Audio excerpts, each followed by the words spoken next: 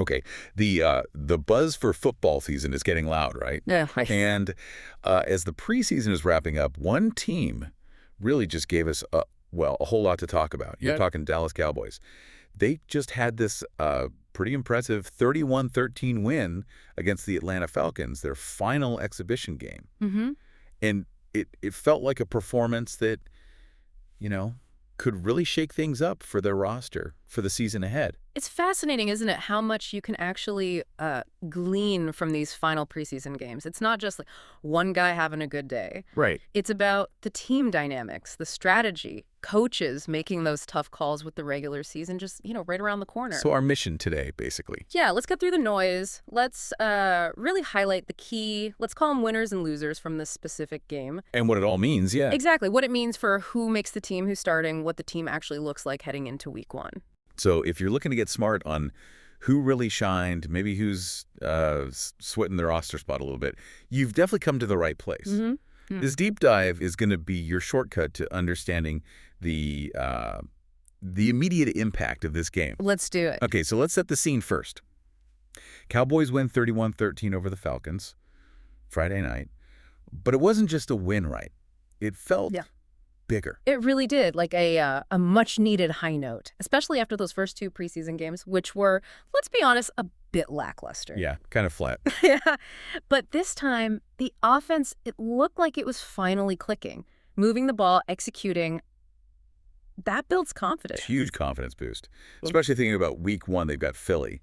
That's a tough start. Exactly. So ending the preseason like this, it changes the whole vibe, sets a different tone. Okay, so connecting that to the bigger picture then. These players who stood out, Right. they weren't just padding stats. No, not at all. You hit it right there. They are actively, fighting for their future with the team in these moments. Yeah. This last game especially, it's the ultimate test. Last chance saloon for a lot of guys trying to make that 53-man roster. Where potential has to become, actual production. Under pressure, yeah. This Yeah. is where you really see who can handle it. All right, so let's talk winners who made that strong case. First name that comes to mind, Perry and Winfrey.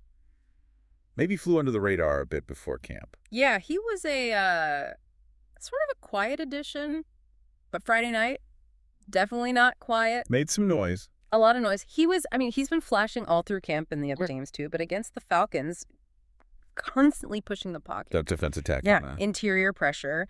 And he got that sack, which was impressive because he was actually initially blocked on the play. Oh, wow. Yeah, so that shows, technique, hand fighting, leverage, just a relentless motor. That's gold for a defensive coordinator. So it's not just brute strength, that's technique too. Did he do enough, you think, to lock down a spot? Well, that's the big question, isn't it? He certainly made the strongest case possible in that final outing, showing he can disrupt, even when things don't go perfectly on the snap. That's valuable depth. Definitely something the coaches noticed. Okay, moving from the D-line to the backfield. Opportunity knocks, right? Key player gets banged up. And Deuce Vaughn, the running back, he gets the start. What did you see from him? He definitely seized the moment, didn't he? 5 rushes, 33 yards. Yeah. But it was more about how he ran. Yeah. He was really the engine on that opening drive, got them downfield, set up the first touchdown, moved the offense into scoring range almost by himself there. Okay, so making an impact right away. Yeah. Now, okay, he did miss maybe one hole that could have been a bigger gain, maybe even a score. So still room to grow, refine the vision. Sure. But overall, his ability to just ignite things, get positive yards consistently, that was clear. He runs tougher than you might expect for his size. Yeah, low center of gravity. Hard to bring down sometimes. Exactly. That spark plug ability. Huge asset, especially if your lead back is, nursing something. Okay, so he showed he can maybe handle more than just a few touches. Another guy, James Houston, late edition, EDGE rusher, Right. former Jackson State star. He's been everywhere in the opponent's backfield all preseason. Yeah, he really has. It's kind of become his thing. And what's fascinating with Houston is how he stands out in what's actually a pretty crowded group of pass rushers for Dallas. Competition there. Big time. But he just keeps producing. Friday, sack on Atlanta's first drive, then adds a tackle for loss later, gets a quarterback hit. That TFL, that's big. Forces negative plays. Huge. Kills drives. And the QB hit, that rattles guys. It's not just the sacks, it's the constant pressure. Remember, he had 8 sacks in limited time in 2022. Right, so it's not a fluke. He's got a knack. Seems like it. Consistent disruption. That's what coaches are looking for. He made it really hard not to keep him. Okay, let's flip over to the defense again. Linebacker, Shamar James. 5th-round pick this year. Been pretty solid, right? And had another good game Friday. Yeah, his development's been really encouraging to watch, very steady. And then against Atlanta, he takes it up a notch. Oh, so. The interception, 4th quarter, that's a big play, shows instincts, reading the QB, playmaking ability. Okay. And beyond that one play, he's just consistently doing the dirty work, carving out a role, definitely looking like a core special teams guy right now. Which is huge for a rookie making the roster. Absolutely. That's often the ticket. Hustle, tackling on kickoffs, punts. But with James, given how solid he's looked, you could see him getting snaps in the base defense pretty soon, too. So contributing on D beyond just special teams. Potential's there, yeah. He looks versatile, smart, playing beyond his experience level, maybe. All right, good signs from the rookie. And finally, let's talk QB. Joe Milton III. He absolutely needed a good game in this finale, didn't he? Oh, man. Did he ever? The spotlight was squarely on him. After those first 2 games, the accuracy, some decisions, it was a bit shaky. Yeah, definitely some questions there. Big questions. So the pressure was immense. But against Atlanta, totally different guy, looked crisp, confident, in command. Okay. Led them to 14 points right away in that first quarter. Even ran for a touchdown from the one. Showed some athleticism there. Nice. And passing. Finished 10 of 18, 132 yards. And crucially, threw a really nice 29-yard touchdown pass. Well-placed ball. So more accurate, making plays. Exactly. It wasn't just like dinking and dunking. He showed he could execute the offense, make throws downfield, and most importantly, avoid those costly mistakes. This was the performance the team needed to see then, to feel good about him as the backup. 100%. This was it. Gave them the confidence, showed he could learn, adjust under pressure, and actually run the show effectively if needed. Cemented that QB2 spot, I think. So a really pivotal game for him personally. Huge. Couldn't have come at a better time. Okay, well, it wasn't all, sunshine and roster spots locked up. There were definitely some, let's call them losers from this game too. Right. The tough side of the coin. And sometimes it's about who didn't play or maybe decisions made. Exactly. This is where those final cuts get really difficult.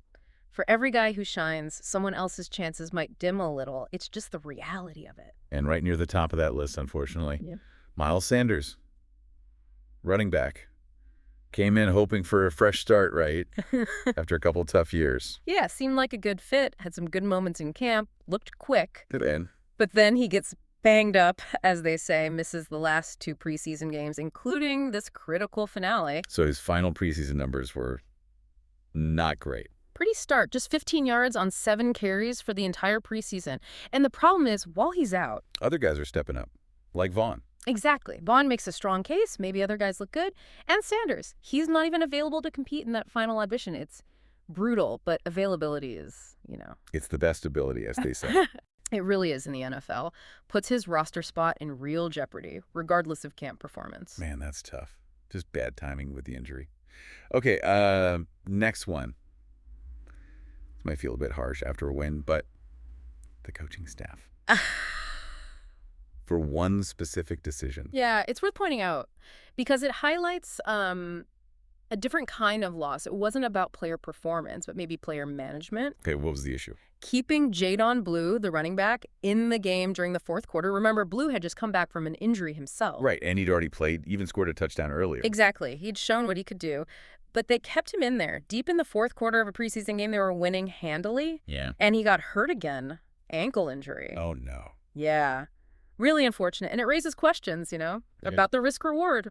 Why keep him in there when you have other healthy backs like Malik Davis who could have taken those carries? Trying to get him more reps, maybe, but at what cost? That's the delicate balance, right? Evaluation versus protection. Yeah. Especially for a guy just back from injury. It felt like, maybe a lapse in judgment there. Prioritizing reps over safety in that specific moment. A tough lesson, definitely, for Blue, for the coaches. Yeah. It could impact depth now, too, depending on how serious that ankle injury is. Okay, so wrapping this all up, what does this mean for you, the listener, looking ahead to the regular season? We saw like a perfect snapshot of NFL life, right? Exactly. You saw guys like Winfrey, Vaughn, Houston, James, Milton Absolutely seizing their moment, making plays, showing technical skill, proving they belong when the pressure was highest. Making undeniable cases. Right. And then you see the flip side. Miles Sanders, sidelined by injury at the worst possible time. Yeah. And that coaching decision with Blue, highlighting those tough calls and their consequences. So this last preseason game, it really did offer this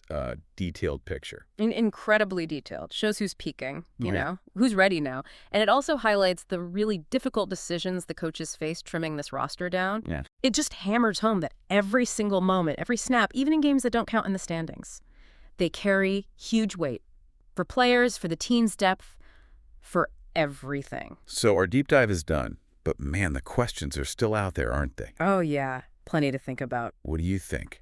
Will these winners really lock down roles and make an impact right away? Can someone like Sanders find a way back? Yeah.